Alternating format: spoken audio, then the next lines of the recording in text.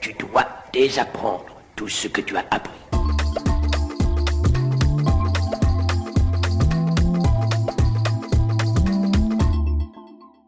Bonjour les amis, aujourd'hui on va méditer sur une phrase que j'aime beaucoup et qui porte, à mon sens, une signification profonde.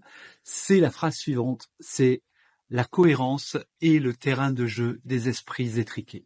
Et en fait, c'est une chose contre laquelle j'aimerais vous mettre en garde, parce qu'on a tôt fait de penser que il suffit de maîtriser un certain nombre de notions techniques, la profondeur de champ, la mesure de la lumière, les luminances, les éclairements, la direction artistique entendue comme somme de recettes de cuisine, etc. Et c'est souvent le cas, et en fait, je l'ai vu 1 million de fois, des gens qui notent frénétiquement comme s'ils étaient à l'école des notions techniques, alors que il y a bien entendu la technique, et ça, je vous en rebats les oreilles sans arrêt en vous expliquant à quel point elle est importante, mais il y a aussi l'artistique, et l'artistique, il y a des choses qui sont de nature technique, mais il y a des choses qui sont de nature magique, poétique. C'est un peu de ça dont j'aimerais qu'on parle aujourd'hui. Et donc là, je pense à un photographe que j'ai rencontré qui me disait et qui me tenait le discours suivant, me disant que la photographie et la science, c'est la même chose, et que par conséquent, tout est réductible à la science. Cette phrase, ça m'a fait penser à un film que j'ai vu quand j'étais plus jeune, et que vous avez sans doute vu, qui est Le Cercle des poètes disparus. Et dans ce film, donc Robin Williams, qui joue le rôle du professeur, capitaine, non capitaine, demande à un de ses étudiants de lire un manuel sur la poésie, et voilà ce qui se passe. Poésie par le Dr J. Evans Pritchard, professeur agrégé. Afin de bien comprendre la poésie, l'on doit d'abord se familiariser avec la métrique, les rimes et les figures de style. Et ensuite se poser 2 questions. 1. Le thème du poème a-t-il été traité avec art? Et 2. Ce thème est-il important? La première question définit la perfection de l'œuvre et la seconde son importance. Une fois qu'on a répondu à ces questions, il est relativement aisé de jauger la valeur de l'ouvrage. Si l'on note la perfection du poème sur la ligne horizontale d'un graphique et son importance sur la verticale, l'air total ainsi obtenu par le poème indiquera la mesure exacte de sa valeur. Sur la verticale, mais avoir une cote médiocre sur l'horizontale. Un sonnet de Shakespeare, en revanche, sera noté très haut aussi bien à l'horizontale qu'à la verticale. Et la vaste surface couverte ainsi prouvera que la valeur du poème mérite tous les éloges. En lisant les poèmes rassemblés dans ce recueil, mettez en pratique cette méthode de notation. Mieux vous saurez les évaluer de la sorte, et mieux vous saurez comprendre et donc savourer la poésie.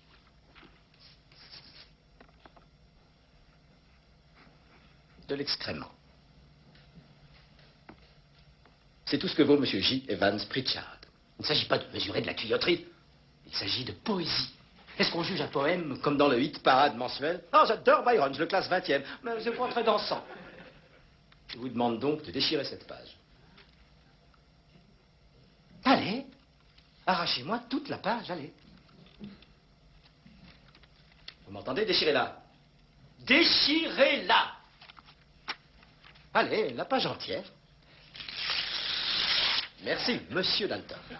Voilà, vous l'avez bien compris. En fait, qu'est-ce que dit le livre en question? Le livre en question, il mathématise la poésie, c'est-à-dire qu'il essaie de la faire rentrer dans des cases, dans des boîtes. Mais Robin Williams, en demandant à ses élèves d'arracher ces pages, qu'est-ce qu'il fait? Il les ramène à l'endroit où qu'elles n'auraient jamais dû quitter, c'est-à-dire la poubelle, parce que évidemment en poésie on peut avoir des éléments techniques, savoir comment construire une bonne métrique, mais en revanche ce qui va faire le génie d'une œuvre poétique, ce n'est pas réductible à une somme d'alpha et d'oméga, à une somme d'informations qu'on pourrait mettre en abscisse et en ordonnée, comme sur le schéma que trace Robin Williams au tableau. Et en fait, c'est un peu le problème, c'est que j'ai rencontré beaucoup de gens en photographie qui sont un peu comme ça. C'est-à-dire qui méconnaissent l'aspect magique et l'aspect poétique de notre art, et donc méconnaissent l'aspect artistique. La technique s'apprend, et la technique s'apprend on peut l'apprendre par le biais de livres, on peut l'apprendre par le biais de formation, parce que la photographie, c'est d'abord une technique, c'est-à-dire l'utilisation d'un instrument d'optique qui va avoir un certain nombre d'effets sur la représentation d'une certaine quantité de lumière dans un certain cas, avec une certaine profondeur de champ, etc., etc. Donc ça s'apprend. La quantification de la lumière, l'optimisation, le développement en courbe linéaire, tout cela s'apprend. On apprend aussi des notions artistiques qui sont par exemple le rôle des harmonies et des couleurs, par exemple l'harmonie de triade, l'harmonie de complémentaire, l'harmonie de camailleux, etc. Donc ça, on apprend à les réaliser. On peut apprendre aussi les harmonies de saturation ou les harmonies de hiérarchie. De la même manière, on peut comprendre les notions de contraste de hiérarchie, des contrastes de saturation, de contraste de couleur, de contraste de forme, de contraste de mouvement, etc. Et tout cela sont des outils techniques que l'on apprend et que l'on enseigne. Voilà, moi notamment, c'est fait partie des choses que j'enseigne. Mais il y a une partie qui ne s'enseigne pas et qui ne peut exister qu'au fil du long travail personnel du photographe sur lui-même et sur le monde qui l'entoure, qui va l'amener à créer, à concevoir des choses différentes. Moi, je sais que ma conception de la photographie, elle évolue sans arrêt. Et je sais qu'entre ma façon de la concevoir et donc de la transmettre il y a 20 ans, par exemple, et ma façon de la transmettre aujourd'hui, ça n'a rien à voir. Pourquoi? Parce que j'ai évolué. Et c'est pareil pour vous. Une fois que vous avez acquis les éléments de nature technique et que vous commencez à construire un univers artistique, quel qu'il soit, qu'il s'agisse de paysages, de portraits, de mode, de photos sous-marines, de macros, ce que vous voudrez, dès l'instant où vous êtes comme ça, votre photographie, elle va évoluer. Et elle va évoluer en fonction de l'ère du temps, puisque les modes changent, les désirs changent, en fonction des nouvelles techniques. Il est évident que c'est ce que je vous avais expliqué en vous expliquant, vous savez, dans ma vidéo qui s'appelait « Pourquoi les assistants photos sont devenus gros ?» sur le fait que avant, quand on travaillait avec des flashs en extérieur, on était obligé de travailler avec des groupes électrogènes, donc c'était lourd, long à installer, donc ça fait qu'on l'installait vraiment pour des bonnes raisons.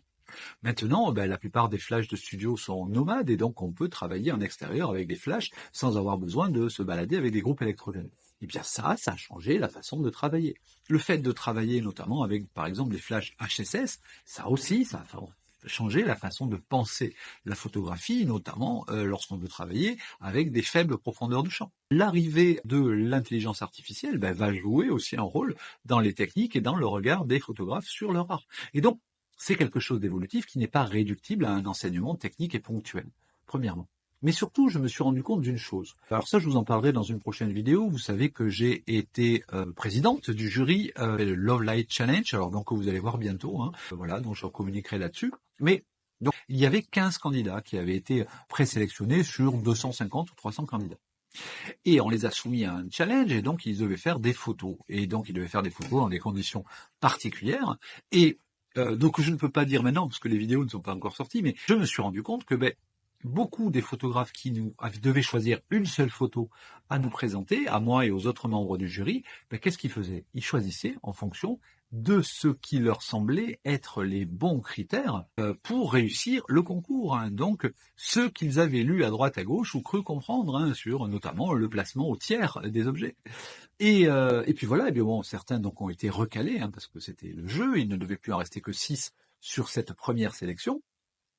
Mais tous ceux qui n'ont pas été sélectionnés, donc les 9 autres, certains m'ont envoyé les photos qu'ils auraient choisies dans d'autres circonstances. Et je me suis rendu compte que les photos qu'ils auraient choisies étaient, pour certains, bien meilleures que celles qui nous avaient soumises.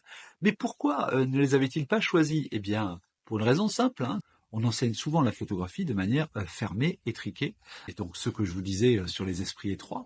Et donc, comme on enseigne la photo comme ça, la plupart des gens se disent « non, cette photo, elle me plaît, mais elle va pas passer. Ce qu'on attend, c'est qu'il y ait une telle répartition des blancs et des noirs, que les sujets soient placés sur telle ligne de force, etc. » Et donc, je vais présenter cette photo que je considère comme moins bonne, mais qui semble cocher toutes les cases pour que je réussisse le concours.